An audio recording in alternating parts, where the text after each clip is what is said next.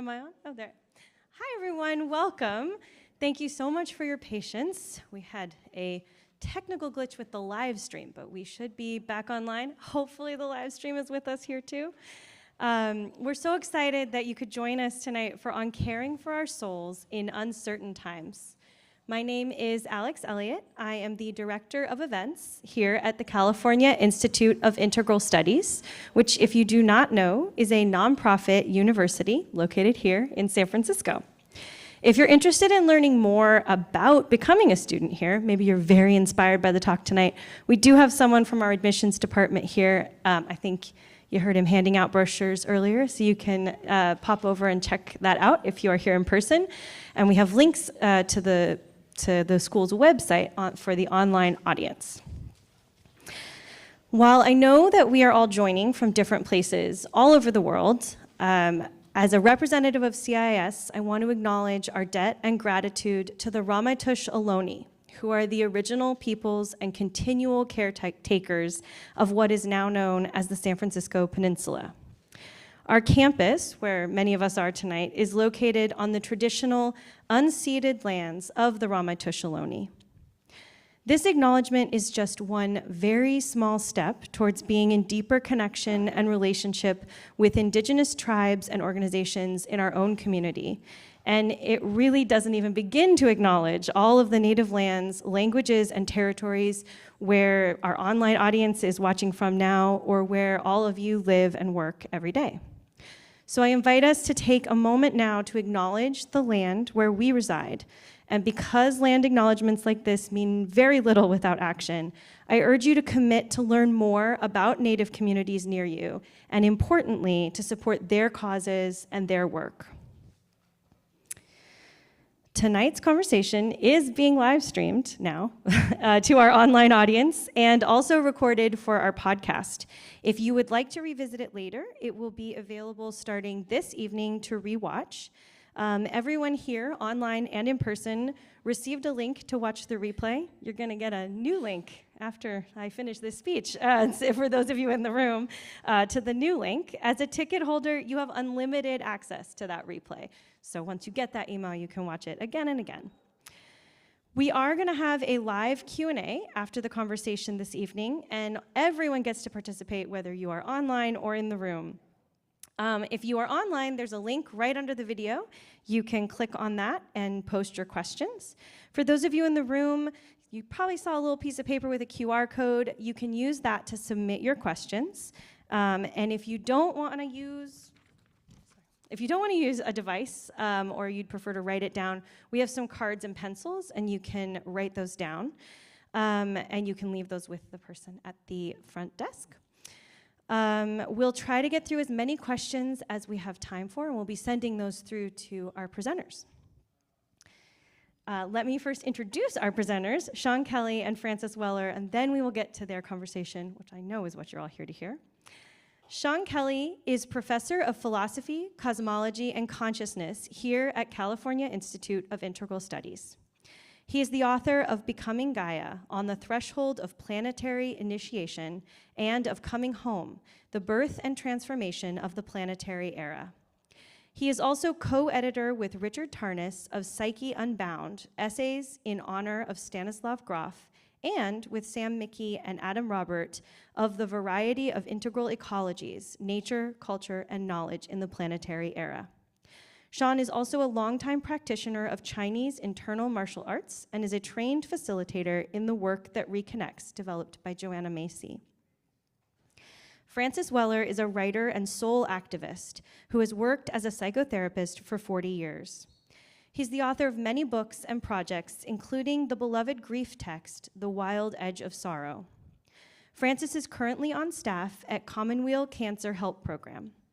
His most recent collection, In the Absence of the Ordinary, was released in August from North Atlantic Books, alongside a new hardcover edition of The Wild Edge of Sorrow. And now it is my absolute pleasure to turn it over to Sean and Frances.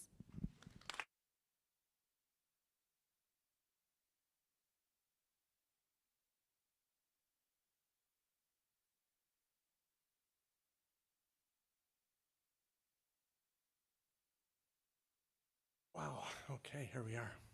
Okay.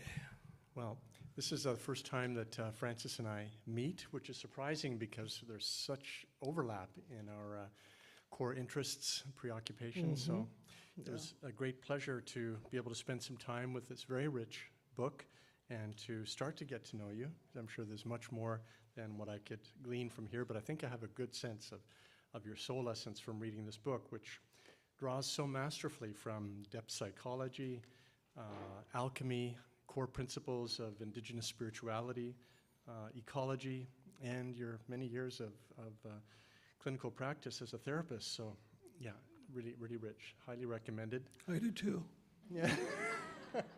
Yeah. Yeah. So I have some questions, but I'm not bound to them. But let's see where it goes. Let's okay? start with those and see what comes out. Okay. Yeah. So the first thing is the subtitle, "In the Absence of the Ordinary," which I've thought about for a long time. I'm sure the same is true for you, but at least for me, if I remember when I was a kid, there were things that were ordinary, that just about everybody I knew experienced as ordinary. They're not ordinary anymore. I mean, it's hard to find that. But I would like to know what you mean by the ordinary. The absence or the ordinary? Whichever you choose.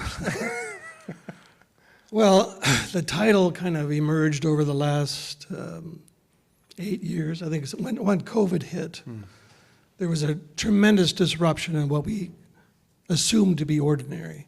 Even going to the grocery store or getting together with friends, everything kind of got disrupted. But I think that was just the warm-up band. Where we're heading is also into a place of great disruption. And the things that we assumed, the things that we counted upon, the things that we relied upon, they're hard to find right now. So the idea of the absence of the ordinary means we have to drop to a different octave to begin to understand how to respond when the archetypal ground begins to shake and tremor and disappear. So the invitation in this time is quite different than going along in the ordinary. The ordinary doesn't, in a sense, demand much from us. It is the loss of the ordinary which signals to the soul that a different quality of response is being asked for. And that's what this book is about. That's what my whole life has been about. Yeah. So I guess some things, even in our idyllic childhood times, by comparison, some things were ordinary but difficult then too, right? Sure. There was death, there was suffering, first noble truth, and so on.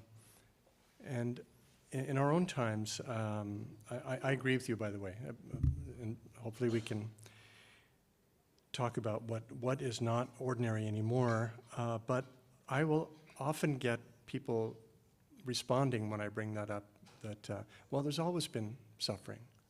So what's different about our times relative to just the first noble truth of Buddhism, that there is suffering, unavoidably pervasive suffering as part of the human condition. So what's different about our times than the universal human truth of suffering? I wonder. It feels to me like the magnitude is different. And I think also the collapse of the cohesion that we relied upon. So when there was trouble as a child, typically there was something that could catch you. It feels a lot like free fall right now. Like the connective tissue that allowed community to survive and thrive doesn't seem to be as available at this point. In other words, what I think is happening, or partly what's happening, is the fiction that we've been adhering to around individualism, around heroics, around strength, around muscle, around domination and control. All those fantasies are cracking. They need to crack. They need to collapse.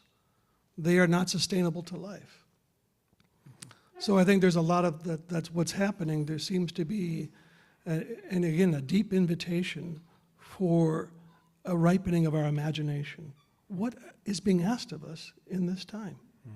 I'm not saying I have the answers to that, But I am saying it's inviting us to drop into another mode of perception, another mode of engagement, that the old modes don't work anymore.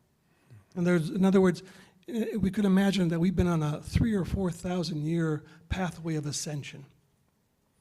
We love things rising up. We love things going up.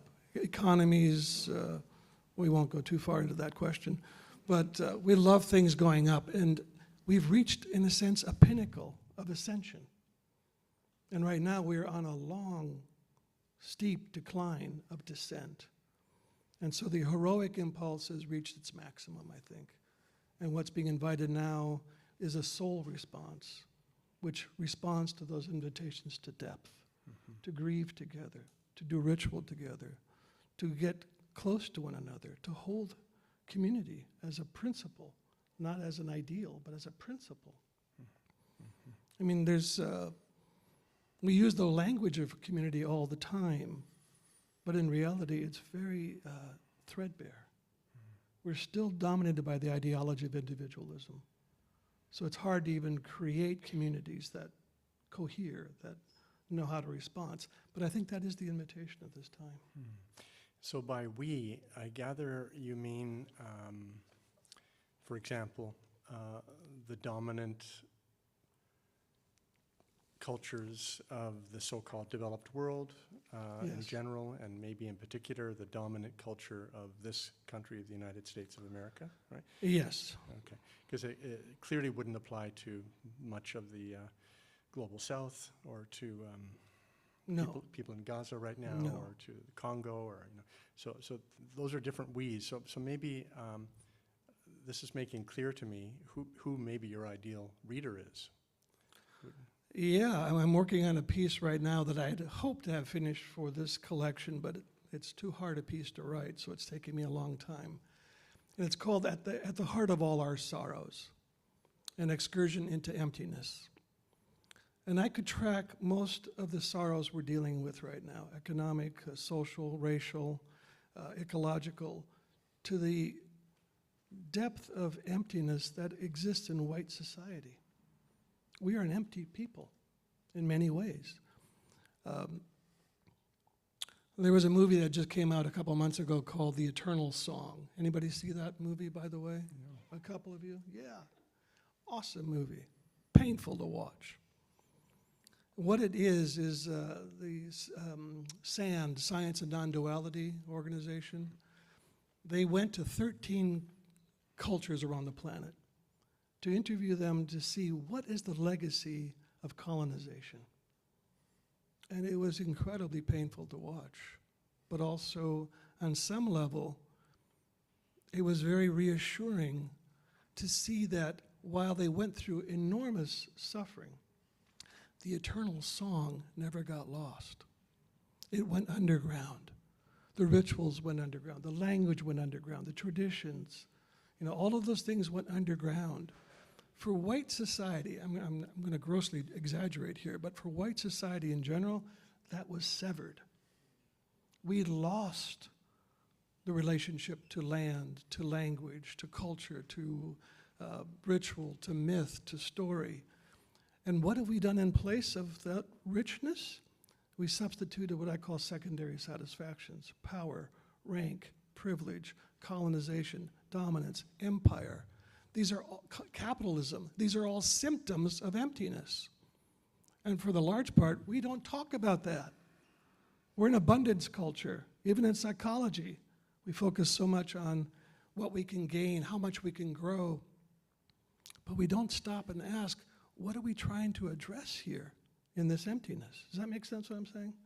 And this emptiness is so pernicious. It is now seeping across the planet. When I spent some time in West Africa, the young men in particular were trying to become Western. They would wear watches even if they didn't work, because it was a sign of that kind of acquisition and growth and power. The jeans, the t-shirts, the tennis shoes. But they don't know that what they're building that on is this edifice of emptiness. And if we were to address that collectively, we would weep for 1,000 years. because the harm that has come out of this emptiness has been so pervasive. No one has, in a sense, been untouched by the impact of this emptiness. Now, we could spend the rest of the night just talking about this one thread, but I don't feel that's what we want to do. But does this make sense what I'm saying? Yeah. Okay.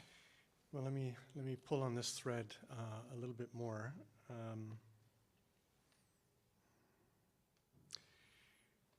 Yeah, because so reasons for grief, right? Suffering. How are we suffering? We're all suffering in our own uniquely, often private ways that only we can experience. And then there are various forms of shared suffering.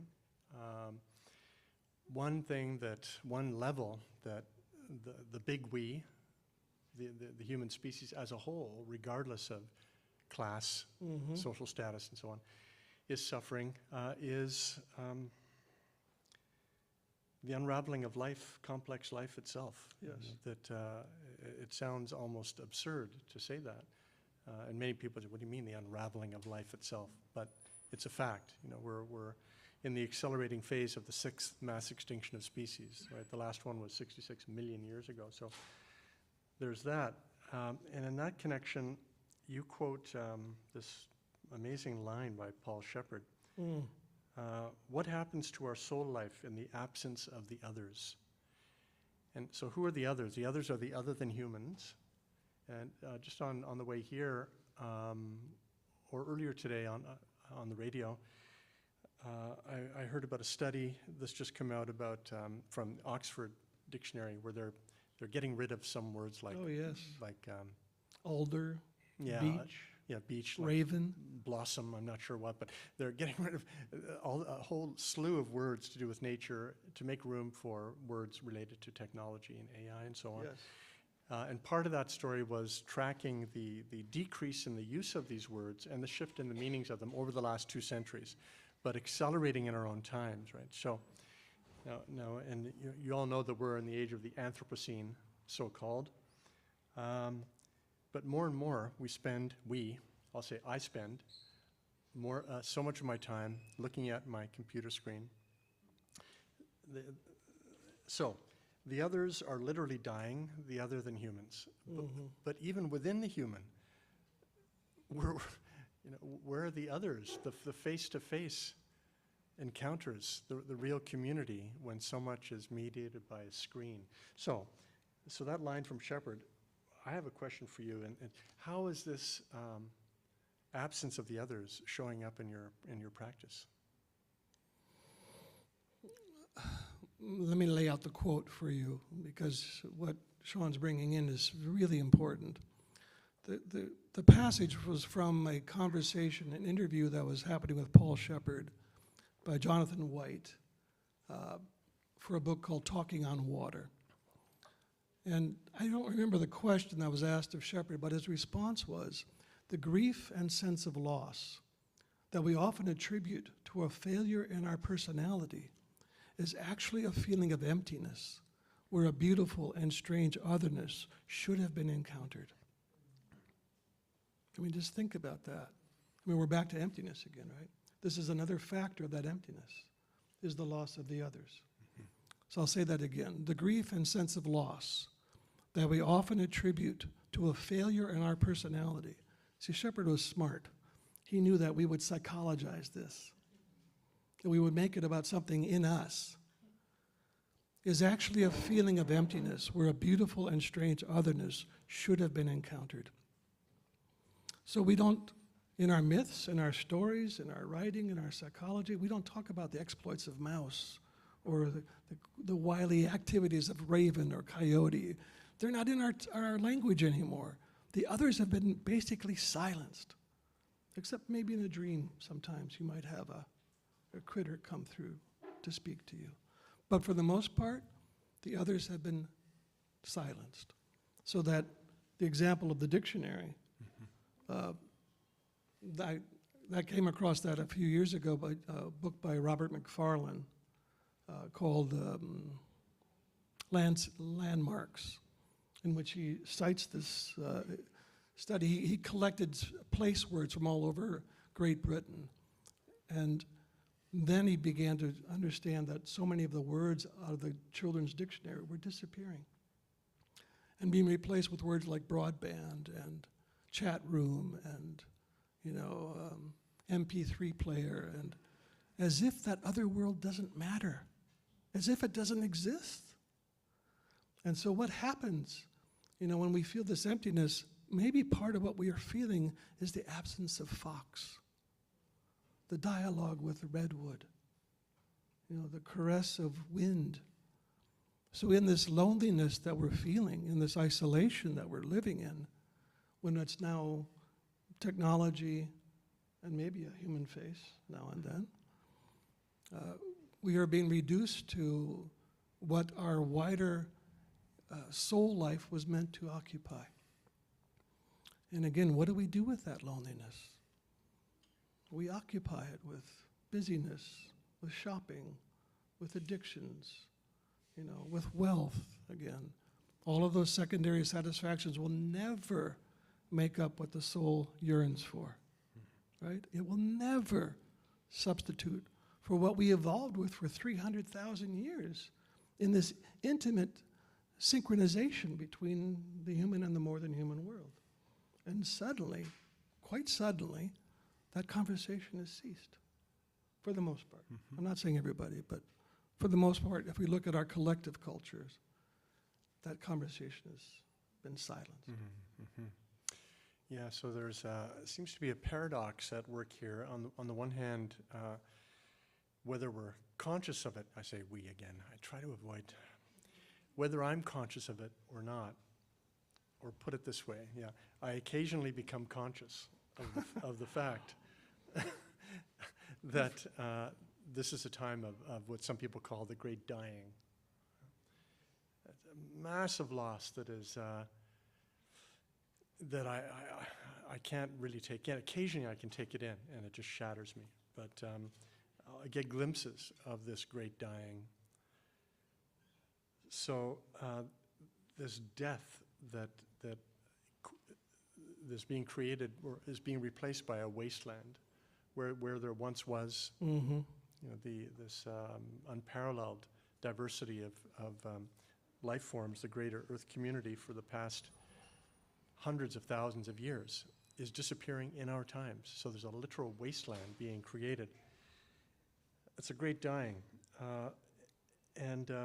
So you talk about the soul loss that corresponds to that external dying is a death of the soul. And yet, you write, soul draws us downward into the geography of vulnerability, tenderness, loss, intimacy, and death. To know soul is to feel our wild entanglement with all things, revealing our ongoing relationship with the anima mundi, the soul of the world. So I find this a fascinating paradox. Would you like to say anything about that? Not really. Just let his beautiful words speak for themselves. Eh? No, I would just say that part of the dilemma, which you I think really pointed out, Sean, is that we're being asked to face the sorrows of the world alone. And I don't know about you, but there's no way on earth I can turn my heart fully open to what's happening on the planet unless we have community, unless we gather to grieve together. The problem with this grief, which I call the third gate of grief, which is the sorrows of the world, is that they're unsolvable. Most of the sorrows we have in our life, the loss of someone we love, or a relationship ends, or over time it resolves to some degree. Not to say we don't still have an ache, but what we're facing around the planet is unsolvable. We will not resolve this grief in our lifetime. I talk about the period we're in right now is the long dark. We're in the long dark. And that long dark is going to be at least 2 generations. We're not going to see the end of the long dark. We won't. But we have our spiritual responsibility to those who might make it. If the species does persist by some radical change in our perceptions and our ways of living on the planet, if that happens, we have an obligation at this point to do whatever we can to sustain what's still here and to plant the seeds of what we could call living culture. We don't have living culture. We have a generalized society, but we don't share rituals together, we don't share songs, we don't share stories, the things that make living culture happen. So we're facing that situation oftentimes in far too deep a sense of isolation. So again, that's been a core part of my work, is to try to reanimate the original matrix. I'm sure a lot of you probably, oh God, what's his, Rick Hansen? A lot of you know Rick Hansen's work, right? And he's a wonderful neuropsychologist and doing a lot of work with, practices to help deal with trauma and difficult emotional states. And I've taken quite a few of his classes as part of my CEU course.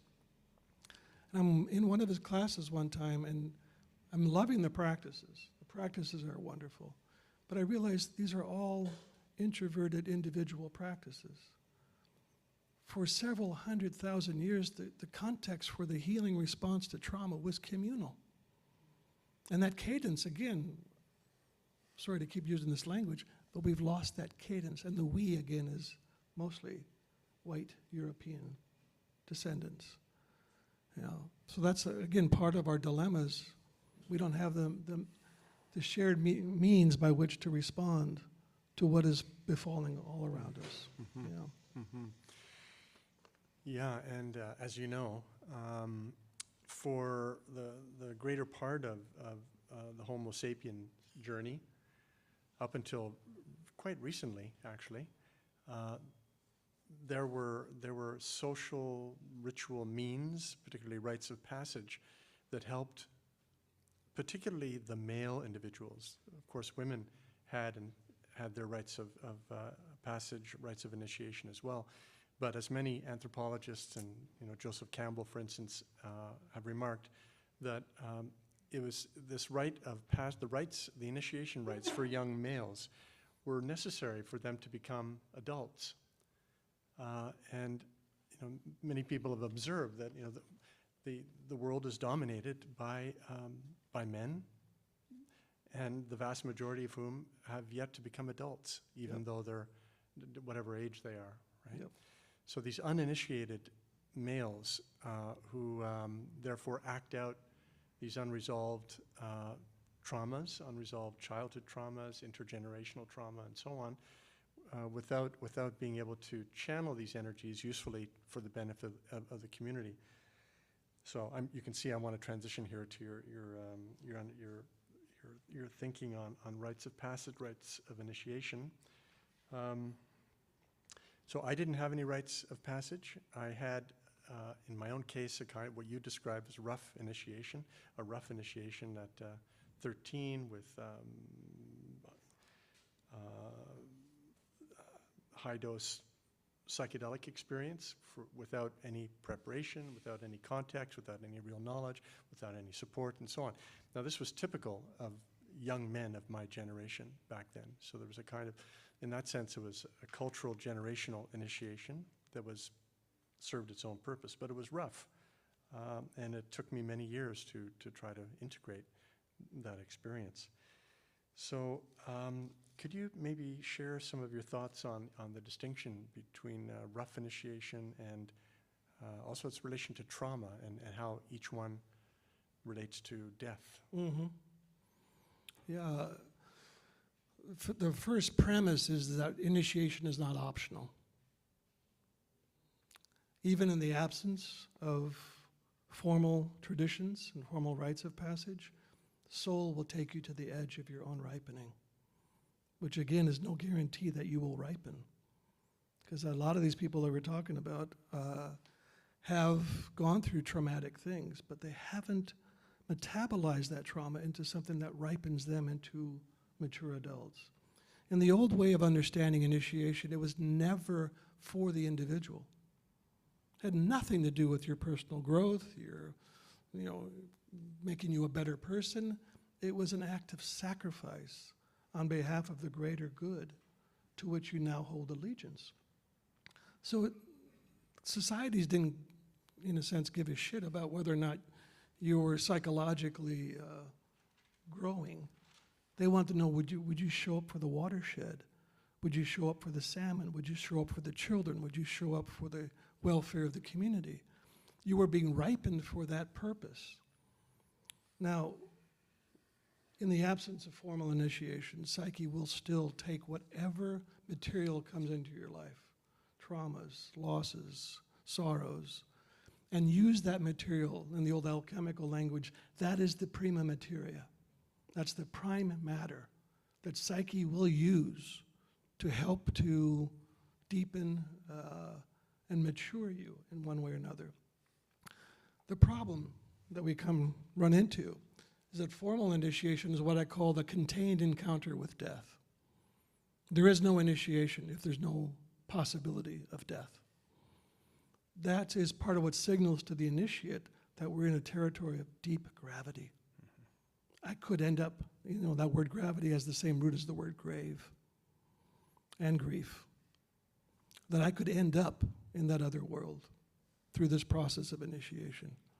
So something had to die, right? So a contained encounter with death means that the elders, the rituals, the land, the community, the place itself held a containment field for this deep work of transformation and transmutation.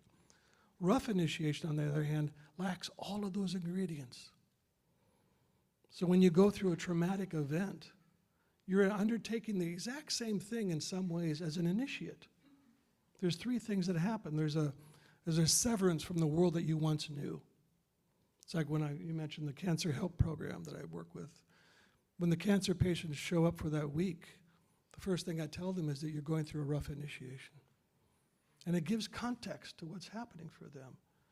That the world that they once inhabited is gone. The moment that diagnosis was made, you're no longer that healthy, carefree, everything's fine, I'm going to get up tomorrow and do whatever I want. That world ends. So that's the first thing that happens in initiation. The second one is there's a radical alteration in your sense of identity. So when they come to the program, they say, I don't know who I am anymore. Well, that's actually the purpose of initiation. To, in a sense, loosen the fiction of who you thought you were, so that something new might emerge and establish a broader, wider, deeper sense of self. And the third thing that happens in true initiation is you can never go back to the world that was. Now, one of the things that we do in our medical systems, and I think in our psychological systems to some degree, is we're going to try to get you back to where you were. I remember I wrote in The Wild Edge of Sorrow, this man came into my office after a fairly significant heart attack. And all he could talk about was getting back to work. It's like, I want to get back to work. And I finally said to him, I'm afraid you're going to waste a perfectly good heart attack. What if your heart doesn't like what you're doing? What if it's protesting? What if it's saying to you, this is not what we need or what we want? So I think this crisis we're in right now is a rough initiation. It's for the most part, uncontained, unheld by elders or ritual. So we have to ask, what is this crisis asking of us in terms of initiation? And can we get through it? What will we need to do in order to get through this initiation? Yeah. And you write a lot about that. Well, one way that's been helping me think about it is something that seems different in the collective human experience is that not only humans, but the whole Earth community, so the humans and what's left of the others, the whole Earth community is being drawn into a collective planetary near-death experience. This is what's happening. Mm-hmm. So even those who are completely insulated with their money and high privilege, there's a part of their being, I'm convinced, can feel it, and maybe that's why they really need to insulate themselves even more, because we are obviously, there is no being that is separate from the web of life, and if that web is starting to fray, we, the Earth community now, the whole planet, is being drawn to a collective near-death experience, which means that the Earth community is being drawn into an initiation, which is fascinating. Right. So when I remember that and try to think of it and feel myself as part of this Earth community, I have at least that container. I've started to become aware of that container. But I want to transition a little bit to what you write so beautifully, drawing from alchemical imagery about the vessel, the alchemical vessel. So the Earth is our vessel, obviously. By our, I mean all life on the planet. That thin layer of the atmosphere is the outer bounds of the collective vessel that we all share, and it's heating up literally, and it's on the threshold of some collective initiation. But those of us with the privilege and luxury to become conscious of that have the opportunity to engage in that process through our own unique individual situatedness, which requires some skills and signposts, which I think you've offered in a beautiful way, including this root metaphor of vesseling. So could you say something about what you mean by it? Well, I could read that beautiful passage. You can start with that. Yeah, okay. Yeah. Because it's a really lovely passage.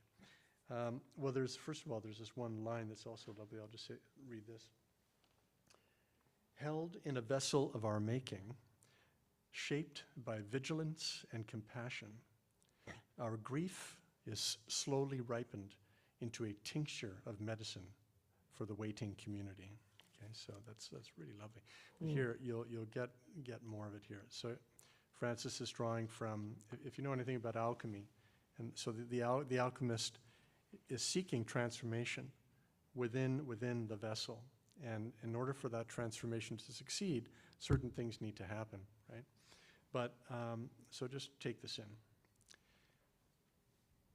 We are asked not solely to endure our times of grief, but to actively engage the materials, the weighty lead of loss, the black pitch of regrets, the salt mines of old wounds, and cook them slowly into a rich substance.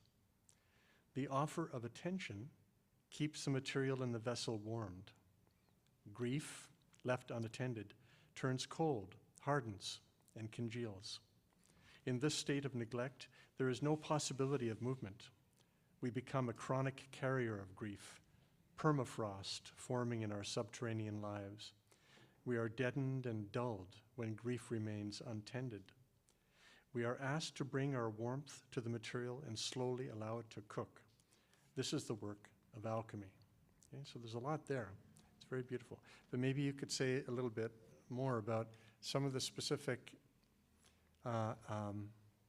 virtues and skills and actions that it would be good to try to cultivate in this process of vesseling. Well, I think one of the core premises of that whole process is the idea of keeping the material warm. Our relationship to grief is often not very warm.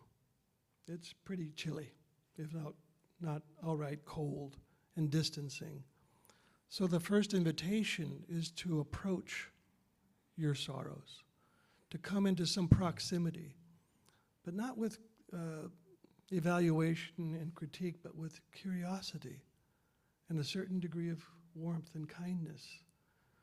What I love about the vesseling idea, which I got primarily from James Hillman, was that the alchemists weren't in charge of what happened in the vessel. Their job was to tend the vessel.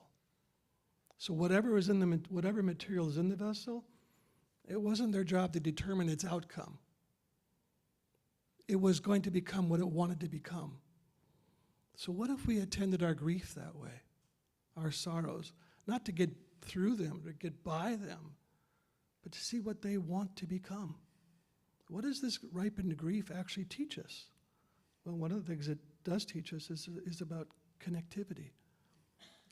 When we gather for our grief rituals, the very first thing we do after our singing and movement is to have people share one thread of sorrow that they came in the door with.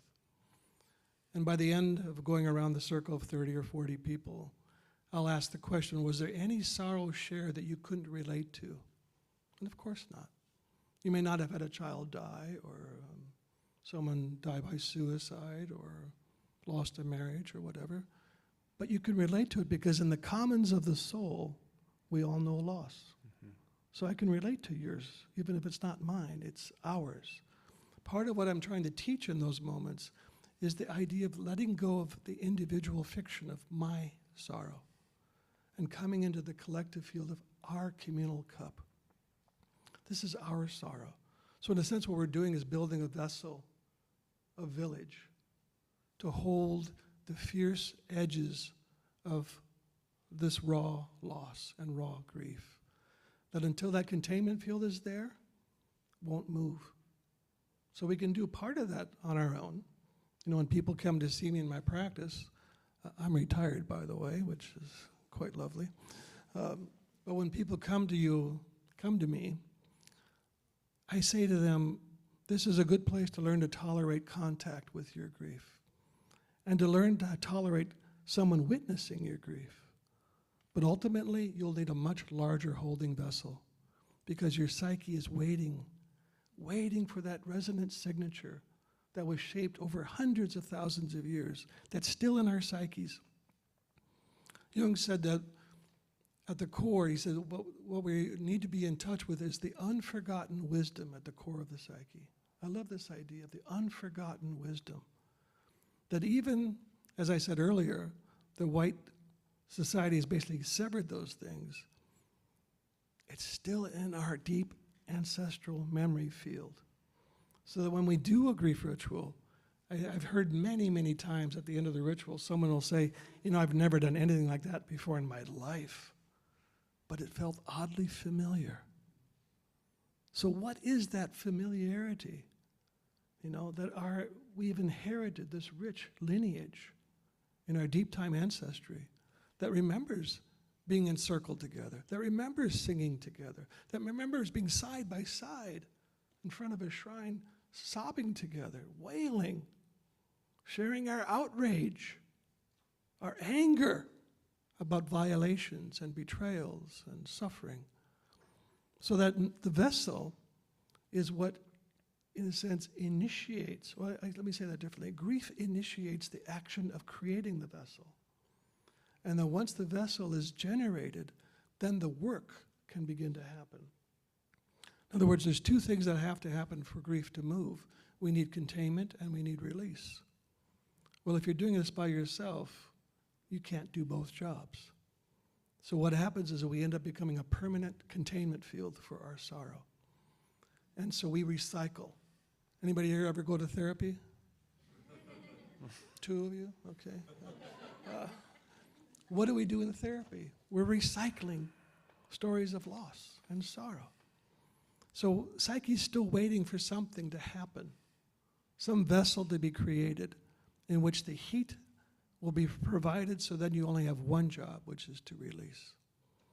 You know, that's our job, is to release the grief.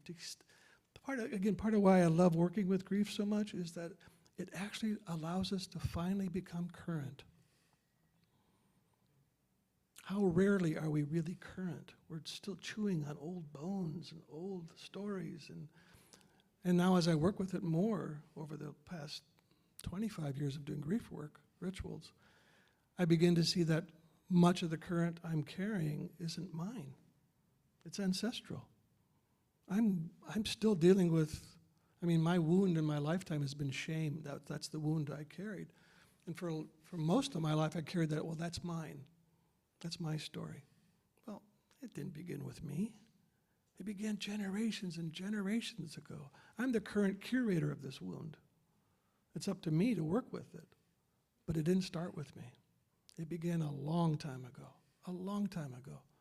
What I've been waiting for is an adequate holding space for that to be held. Mm-hmm. And that's what I see happening every time we gather for ritual space.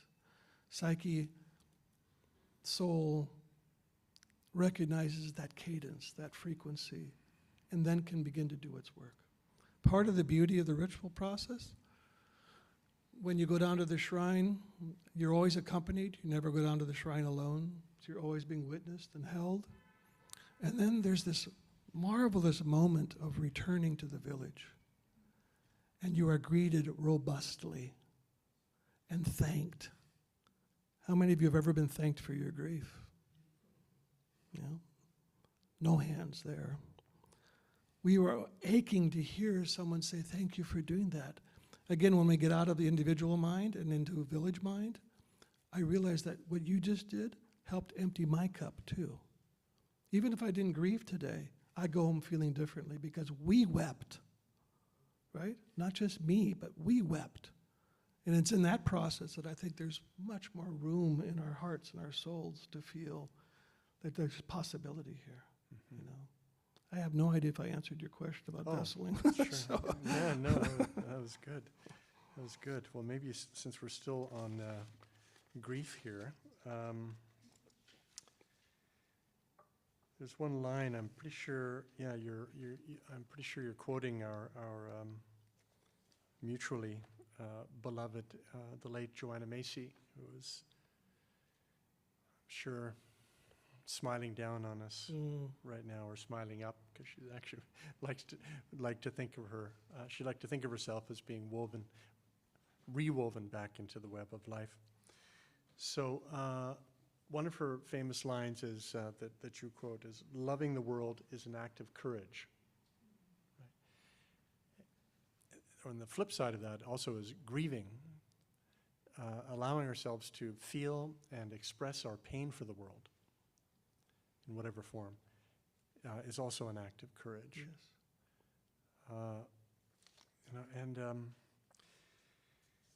So yeah, I'm wondering what we can say about that. How is, well, obviously courage and grief. Courage, the root of the word courage, from the French courage, from cœur, so the heart. So the grief obviously rests in the heart. So does courage. So yeah, what can we say here about courage, and courage for what? I guess courage to show up with the grief, but maybe also courage to declare our love for the world, maybe? I don't know, would you like to say anything No, around I think that's true. I mean, why do we grieve? We grieve because what we love has been harmed, or it's disappeared, or it's been silenced, or it's, you know, we grieve. There is no separation between grief and love. Yeah, that's right. I mean, why do we grieve? Because we risked loving something. You know, the first gate of grief that I write about is that everything we love, we will lose. Good news, huh? I mean, everything we love, we will lose, either by their disappearance or ours. You know, there is nothing that's immune to that truth. Whether we call that impermanence in the Buddhist sense, or we recognize that that's simply the fact of our existence, that we get to hold on to nothing. And people will say, well, I get to hold on to the memories, right? And the sweetness of that love. It says, only if you honor the rights of grief. Because if we shut the heart down to avoid the grief, the love is also, in a sense, numbed and emptied. So there is our work with grieving is also the way we say, this is my work of loving. I love and I grieve. They are, like I wrote, they are sisters, eternal sisters. There's no separation between those two realities. That's beautiful. And Joanna really helped me see that, how our grief is the flip side of our love for the world. Absolutely. And that, our love for the world, is the demonstration of our inseparability from the world, our attachment, right? So we're attached to what we love. And to be attached means you're actually not separated, right? There's a sense in which we're not separated from that which we love. And this is a bit of a paradox. I mean, it hurts so much because it feels like we're separated. You know, when your lover or your child or your homeland, when you're separated from it, it's a real separation. And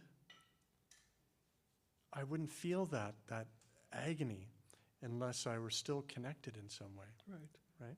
So this is the other, to me, the sweetness in the grief that, in a Buddhist sense, points me in the direction of dependent co-arising and, or interbeing, as Joanna would call it. So yeah, I'm speaking to myself, reminding myself about, when that wave of grief comes, remember, that's interbeing. I remember, I think I wrote about this as well in the grief book. There's a man in his mid-80s, came to a talk I gave down in Southern California, and I had been told prior to the talk beginning that his wife had just died, like 2 months ago. And at one point, he was an Austrian engineer. So at one point he raises his hand, he says, "What is the 1, 2, 3 of grief?" I want to be done with this. And, I knew what he was referring to. So I said, "I can't accept the premise of your question. It presupposes an ending to your grief. It will not end. It will change over time. It'll become a bittersweet remembrance. But this is the new relationship you have with your wife. It looks like this. And if you can honor that, you can stay close to her." And he got teary at that point and said, "I think I can do that." We are so inhospitable to our sorrows. We don't know how to be gracious to them. We don't know how to befriend them. That's why I write a lot about the apprenticeship with sorrow, that we have to take up a lifelong apprenticeship. And this apprenticeship, I like the idea because it speaks to a long, engaged study, right? When you become an apprentice, this isn't for a weekend workshop. You apprentice sometimes for 5, 10, 15 years to become a master craftsperson, right? Whether it's a weaver or a carpenter or a painter. And in soul language, the apprenticeship doesn't lead to mastery, it leads to elderhood. And that's why there's so few elders in our streets. We haven't undertaken this apprenticeship. We haven't kept a faithfulness and a fidelity to our sorrows long enough for them to reshape us into someone who could stand and look at the young ones in the eyes and say, "I see you. I see the grief you're carrying. I see the pain that's in your eyes. And I feel how alone you've been with it because my generation disappeared." And they need to hear that. I've heard that hundreds of times from the young ones coming to our gatherings. Well, I think we're pretty soon getting to the question period, but if there were time, I was hoping that we could hear a little bit from you We have about... 10 minutes left. 10 minutes? Okay. 10 minutes. Oh, there you are. Good. So there's a wonderful metaphor that you use in the book, a medicine bundle for the long dark. Yeah? I love that. So if you imagine going into the long dark, but we have our medicine bundle. And you mentioned three, I don't know if it's a Buddhist thing, but you often give sort of, when you talk about something, you'll give a list of 3 or 4 things for each item. So it's very helpful reading it. Do you want to say something about your medicine bundle for the long dark? Yeah, I think it's really important. How many of you have ever, in the past years, have ever felt overwhelmed by what's happening in our... Never. God, you guys are amazing. So I think, we feel overwhelmed. We feel powerless. We don't know how to respond. We don't even think we have a response. I remember I was up in British Columbia doing a weekend up there, and Friday night we gave a talk, and towards the end of the talk, this young woman stood up and says, "What's the answer? What's the answer to this?" I said, "There isn't one, but there is a response. And each of you must decipher the response you are being asked to make, and then make it." That's what all of us are being asked to do. So the idea of the medicine, the long dark is, like I said, probably going to be at least 2 generations. I was asked to write the foreword for a book by Dwayne Elgin. People know Dwayne's work. You probably know Dwayne. Dwayne, back in the 70s, his first book was Voluntary Simplicity. Do you remember that? Okay. Anyway, the book is called Choosing Earth. And he asked me to write the preface for this. I said, oh, God. I didn't want to write it because that meant I had to read the book. And this was the most difficult book I've ever read because he goes through decade by decade through the 2070s. And from what he's gathered over 50 plus years of study, forecasting what each decade might look like. And my friends, we're in the long dark. This is not going to be an easy ride. It will be difficult. So for us to enter into and engage the long dark in any meaningful way, we need to know we've got medicine. We have ways that we can respond to what's happening here. We're not empty-handed. We're not bereft. We actually have what we need. And I started writing about the medicines for the long dark, and I realized something surprising, that we not only what do we need for the long dark, but what do we bring to the long dark? That we each have medicine to bring to the long dark. And then most surprisingly, I found there's medicine in the long dark, waiting for us. So let me just give you the ones that we need for the long dark. The first one is friendship and community. I mean, like we said earlier, there's no way we can face what's happening in private, alone, in isolation. We must have some felt sense of otherness alongside of us, both human and more than human. I go outside my house frequently and just sit with the redwoods and the oak and the bay trees there, and they're a source of great support and solace. They've seen civilizations come and go, you know, so they know about the long process of holding vigil. The second thing we need is imagination. Now, I follow Jung and Hillman in their ways of understanding imagination. Imagination is not something you do. That's fantasy.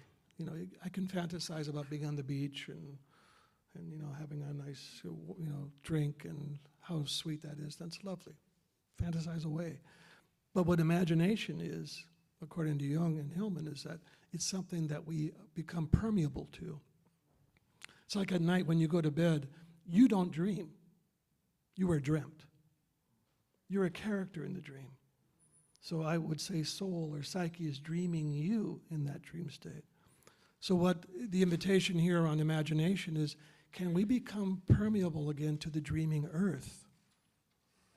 That the earth itself is a dreaming creature. And if you look around the planet, you see iterations of that dream in such profuse variety, but the values are all the same. The values are cross-cultural around the planet. Of those societies that have survived for 10,000 years or 15 or 100,000 years, like the San people in South Africa, how did they do that? Well, part of what they did is stay attuned to the dreaming of the planet, of the places that they were at. So the earth was informing them about the songs they needed to sing, or the rituals they needed to do, or the practices that will allow there to be a reverential relationship between the human and the more than human world that allowed them to survive. There's a term in the Inuit tradition called kartsaluni. And kartsaluni translates sitting quietly together in the darkness, waiting expectantly for something creative to burst forth. I think that's a beautiful idea for us right now. We're not going to think our way through the long dark. That thinking is kind of what got us into the trouble, right? So we need a different mode. We need to become receptive to the dreaming. So what the Kartsaluni, the Inuit, they were the whaler. They were the whale hunters. And they could not go out to hunt until they were given a song by one of the whale people. So that's deep listening. That's attunement. That's receptivity. That's tapping into the imaginal world and letting the imaginal become how we conduct ourselves. Like for the Aboriginal people in Australia, they said that the imaginal world is the real world. And when we abandon the imagination, when we abandon the imaginal, this world corrodes. And when you look at the sixth great extinction, this is all part of that corrosion. We have lost the imaginal world. We don't pay attention to that. And the third thing that we can bring as medicine is what I call the trail on the ground, our deep time ancestral inheritance. If we go deep enough into our own memory bank, into our own archaic psyche, the elements are there to create living culture. You know, again, we recognize it when we're in it. Let me just say one more thing. Part of what these things are meant to do is to fortify our sense of belonging, right? That we are part of this sentient world, that we belong here. And part of the work that we need to do is not so much always be looking for places of belonging, which most of us spend our lifetime doing, trying to find places to belong. But we have to also then become a house of belonging. That it's our job, again, this is part of our maturation, right? Part of our being elders is to also offer places of belonging to others. There's a wonderful term I came across from Kathleen Dean Moore in her book, Rising, Great Tide Rising. And the term was refugia. And she's a philosopher, environmental philosopher, professor at University of Oregon. And she went with this group of scientists up to Mount St. Helens many years after the massive blast that devastated that whole area. The scientists were basically 100% convinced they would find nothing there. That the pyroplastic? Is that the right word? Pyroclastic, maybe? Something like that? Pyroclastic. The debris field was so thick, like 10 to 20 feet thick, that they figured nothing would show up. Well, guess what happened? They found these little lees formed by the debris field where a fern was growing, or a little pocket of space where a mole was bringing up seeds from deep underground. They called these places refugias, places of safety where life endures. Again, between Kartsaluni and refugia, that's medicine, my friends. It gives us a way of holding what's happening. It gives us a way to imagine that what we're being invited into right now is going to require friendship, community, imagination, remembrance. We live in a time of what I call where the two primary sins of Western society are amnesia and anesthesia. We forget, and consequently, because of our forgetting, we go numb.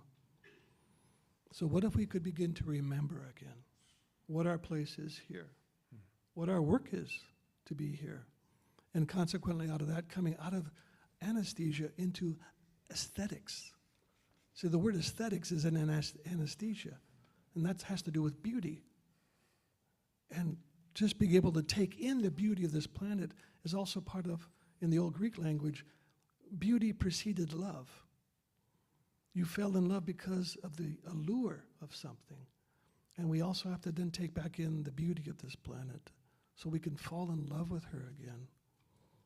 At the end of our grief rituals, I say, we didn't do this just for ourselves. We didn't do this just so we felt better.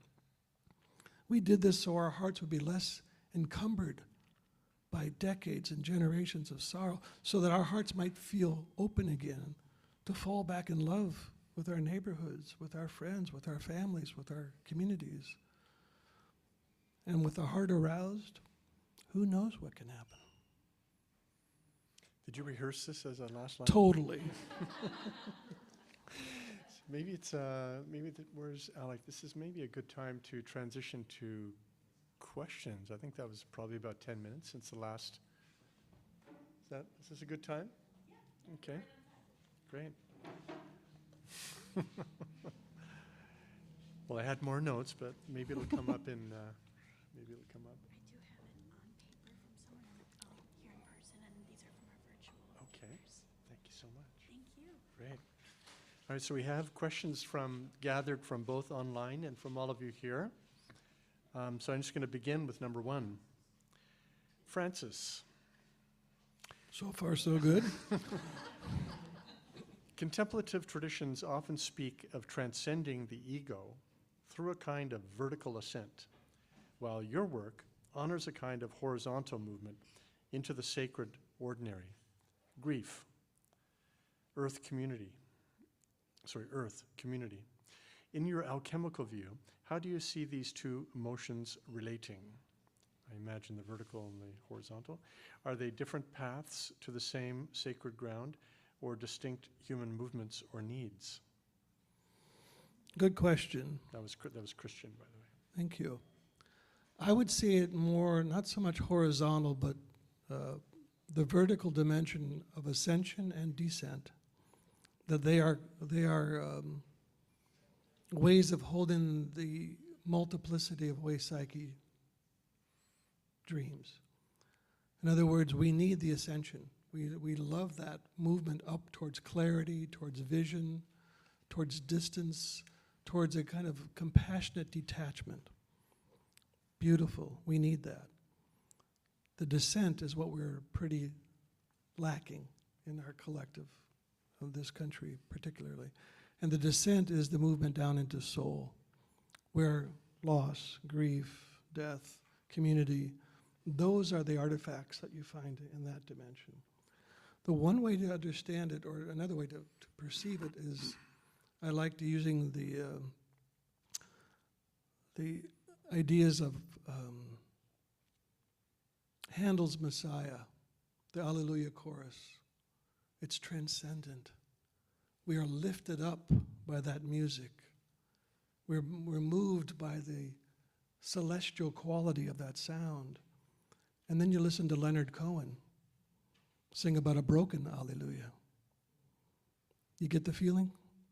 One is rising and one is dropping us to our knees. And we need both. What we haven't developed very much of a language for or an imagination around is the descent. I remember Hillman saying you could go to any town basically across the country and find a yoga center, a meditation center. He said, but you'd be hard-pressed to find a center focused on soul. That has not been too well developed in our collective figuring. So that's one of the reasons why I speak so much about that thread, because that's where we're being taken in the descent. This is not a time of rising. This is not a time of confidence or ease or, celebration. This is a time of descent.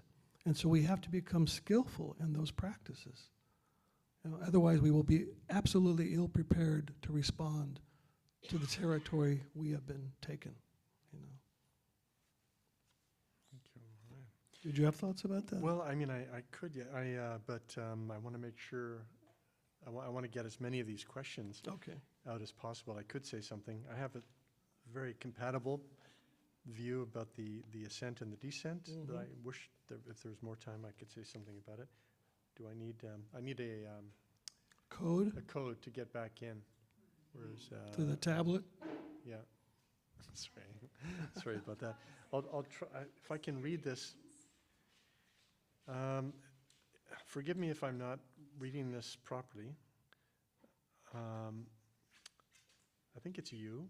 You started to touch on the young ones coming to you with their questions, and you saw them as an elder. For those of us who are not elders, or perhaps initiated adults, but are parents, how do we guide our young ones? Another simple question.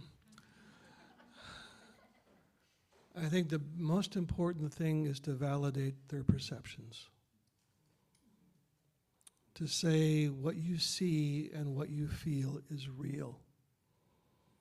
And to honor the fact that they are struggling. There was a study that came out a few years ago out of Bath University in the UK that asked 10,000 young people from 16 to 25 in 10 different countries their views of the future. Not good. 64% of them felt that the future is bleak. 54% of them said every day I'm impacted by this awareness.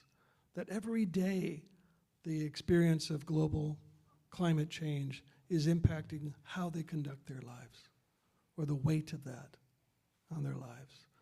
There's a large percentage, I can't remember exactly, feel that basically we're doomed. This is the legacy we're passing on to the young ones, right? So it's really incumbent on us to, first of all, acknowledge the realities of what they're experiencing. The suicide levels right now are really high among young folks. And it isn't just because they got unfriended on Facebook, or they feel, what is it that's alluring them into life, to the future? And if we don't give them something compelling, there's not much for them to reach toward. So I think what we can do is grieve with them, but at the same time, keep remarking on the exquisite beauty that is still here. And that without that beauty, again, Hillman had a phrase, he said, beauty is the means by which the gods touch the heart, reach the senses, and attract us into life. So without beauty, what is it that attracts us into life? Economics isn't going to do it. Technology is not going to do it. Even moralism won't do it. We need to be attracted into life. So take your children to the woods, take them to the ocean, take them to the beach, take them to the river. Let them take in beauty so that their love might still be quickened, even in the midst of the uncertainty of our time. There's much more we could say about that. But Yeah, thank you for that. It's such an important question. I don't have children, and seems lately rarely have the opportunity to be with young kids, at least where these issues come up. But I was imagining as you were speaking, it seems like the most important thing would be to be with, to acknowledge, not try to shut down as it's surfacing. But obviously there's skill and means in how to speak about it, depending upon the age, sure. their experience, just what they're ready for. So I imagine one would try to be aware that to be in relation with the child and sense what would be helpful rather than what would make me feel better, right? Because that way I'm using the child as a means to satisfying my own needs, which is a sure recipe for encouraging narcissism in children, right? So to be with the child and to try to be sensitive to what might be helpful in the way to be with them. All right, here's a second question. What might it look like to defer, this is from Kylie, I think it's Kylie. What might it look like to defer to women and femme-identifying individuals, particularly those at the borderlands of dominant systems, to lead the way in these times? What sensitivities, capacities, and consciousness might men and male-identifying individuals cultivate through these initiations to enable this? Well, two white guys to respond to that question, huh? Yeah, I know. I think I'd... You want me to go first? Yeah. No, the main thing is, I notice it's very hard to do, is to, first of all, shut up and wait, step aside. I mean, you talk about holding back. No, what do you talk about? Patience? Restraint, right. So, I mean, my buddies in the PCC program would tease me because I was always the one that, first, my hands up first. And so male-identified individuals could really try to step aside to exercise some restraint. Just that would be a good start. That would be a great start. I think what we could also imagine is that women and female-identified, and also people of color and indigenous people, you have all had the extended experience in being under the weight of colonization, and you survived. So in a sense, you are our teachers right now. You are the ones who, I remember Cornel West was giving a talk in Santa Rosa some years ago, and he was asked, or I can't remember, he spoke about, that we have done dealing with 400 years of slavery. And he said, you know how we survived? We sang the blues. So I want to know how people survived under colonization. I want to know how you all survived under sexist domination. There's something about your wisdom that you've gathered in this long walk on the margins while we walk down the middle of the street that might have enough of the wisdom that we need in order to find our way through this very difficult time. I don't think white men are going to lead this parade. I don't think we should lead the parade. We got us in this mess. And so I would love to, advance that dialogue and conversation between the ones who've been marginalized. And yes, the least developed spiritual value on this continent, as far as white folk goes, is restraint. Mm-hmm. We don't know how to hold back. We don't know how to wait. We don't know how to create spaces that invite revelation. We are constantly putting it out there. So yeah, I talk about restraint, reciprocity, mutuality, deep listening, not knowing. These are the values that we need to, and humility. These are the values that are so essential for us to begin to do, which I think would allow for a greater conversation to occur, rather than a monologue. Hear, hear. Well, this is the last question that I have on this tablet, and it's from Lily. I wonder if it's from my Lily, in the sense the Lily that I know. It could be. It sounds like Lily, the Lily we know. But even if it's not, it's a great question, Lily, whoever you are. How do we bring in the voices of the other than human, mouse, raven, coyote, without speaking for them?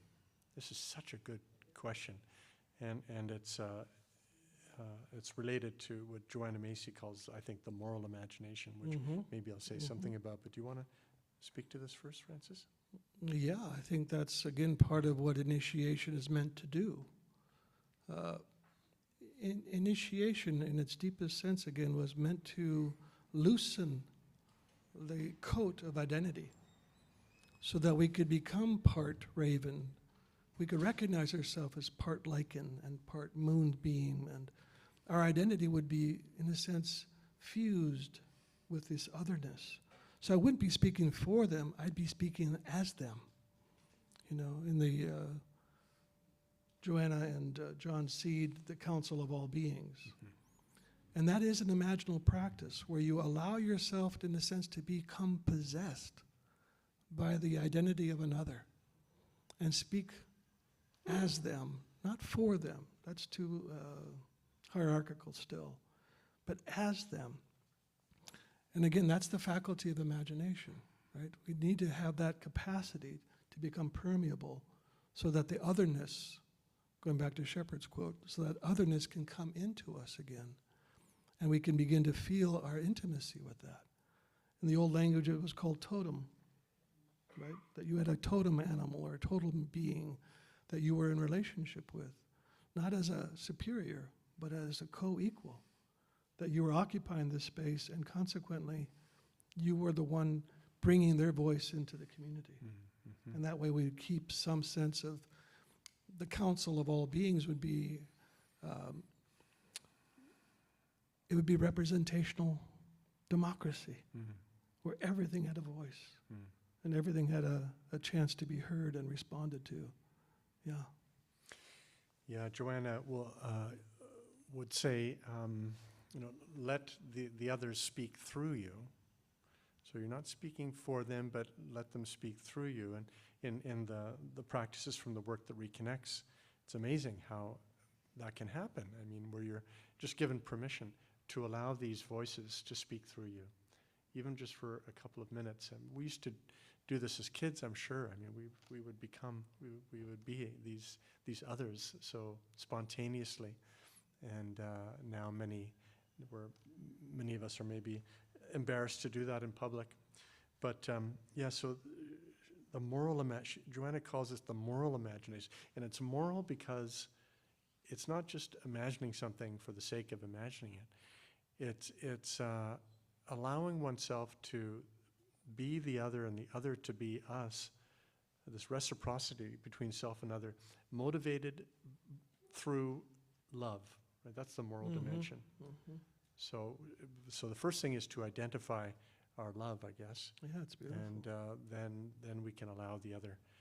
First of all, we can see the other as other, and maybe allow them to speak through us. We often do this imaginal practice where I ask, you can just do a little mini version of this right now. Think of a place or a being or an animal that has been with you your whole life. Something that's really kind of stayed with you your whole life. Now, imagine going around it, like a circumnavigation around it. It could be a creek bed or anything, a mountain. Imagine going around circumference of that. Now imagine going underneath it. No matter how deeply you have to go to get underneath this being. And then imagine going above it and looking down on it. And now imagine your consciousness slipping into this other, looking back at you. And in this moment, you are no longer looking at it. You are being one with it, looking back at you. And feel that the thickness of the space between the two of you, how alive it becomes when you become the other looking back at you. And then slip back into your own consciousness and offer your gratitude to what you just witnessed, or what just witnessed you. So that's a beautiful little practice that you can do, and just, you begin to get the felt sense, right, of becoming the other, looking back at that little you, and offering a message, a teaching, a guidance. So that was just a little thumbnail of what we can do with that. That's great, that time. Francis, because that was the very last thing, and Francis didn't see my notes. The last thing on page 2 was a practice that you might give us before we go. So thank you for doing that, and we've reached the end of our time. Thank you so much for coming Thank here you so tonight, and much, those of you yeah. online for being with us. Thank you.